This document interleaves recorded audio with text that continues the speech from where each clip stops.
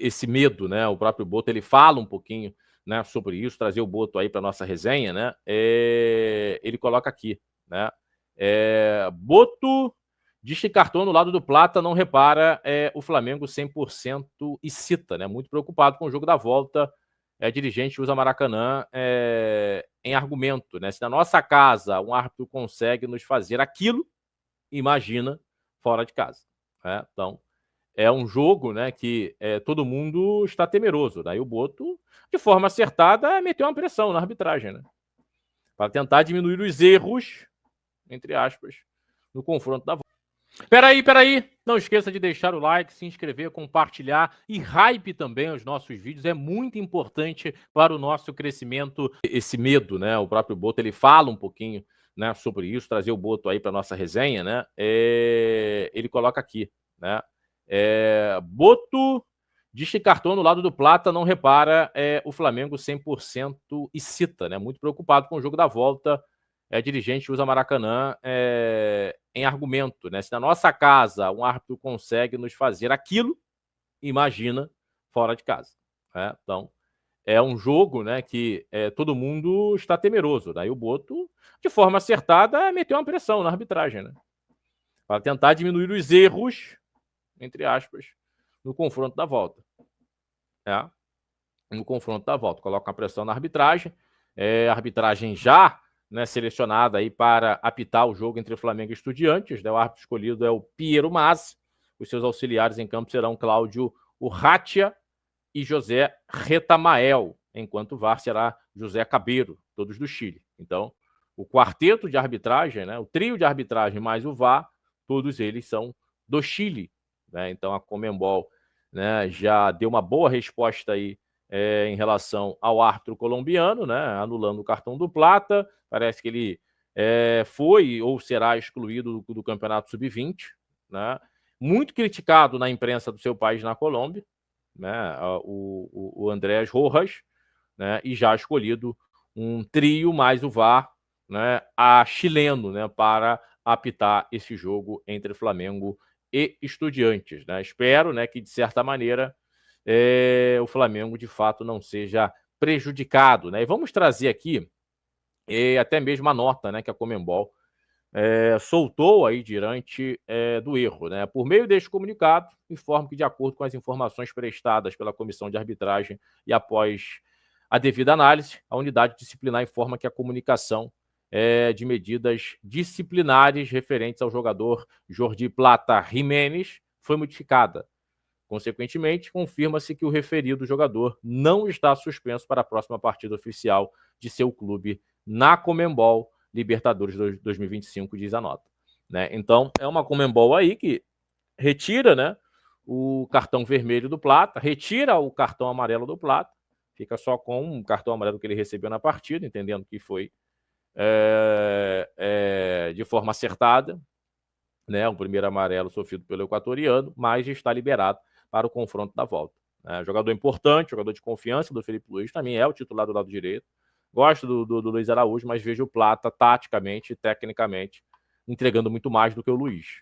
Né? Essa é a minha visão. Então, a Conmebol aí, né, liberando, né, o Plata. É importante, né? Importante o Flamengo ter metido a boca aí o próprio Boto, os jogadores, do Felipe Luiz.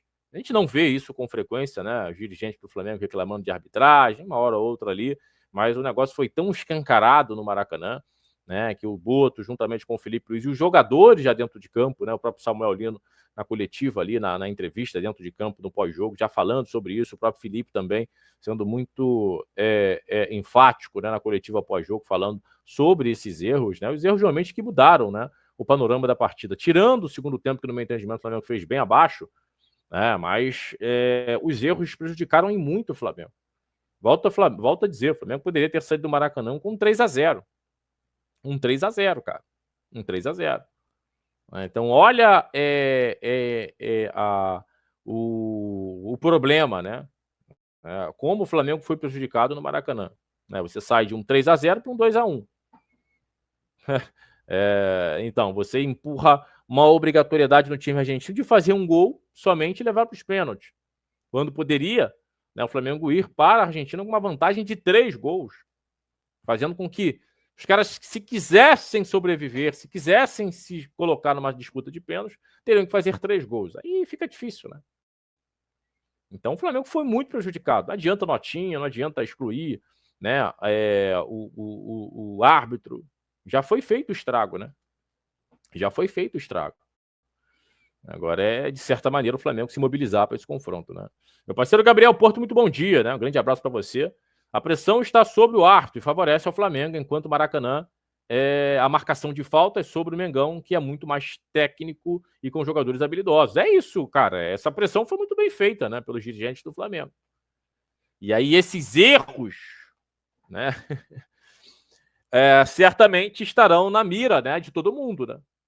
Então, acredito que o trio, mais o VAR, o quarteto chileno, entrará pressionado, né, Gabriel? Entrará pressionado nesse confronto diante do Flamengo na Argentina, mesmo jogando fora de casa. E é um Flamengo que no campo e bola, não tendo, né, erros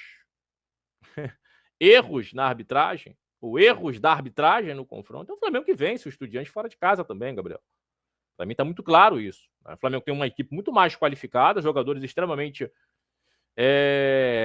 cascudos, jogadores que já passaram por situações até bem mais complicadas, né, do que o Flamengo enfrentará na Argentina diante do Estudiantes.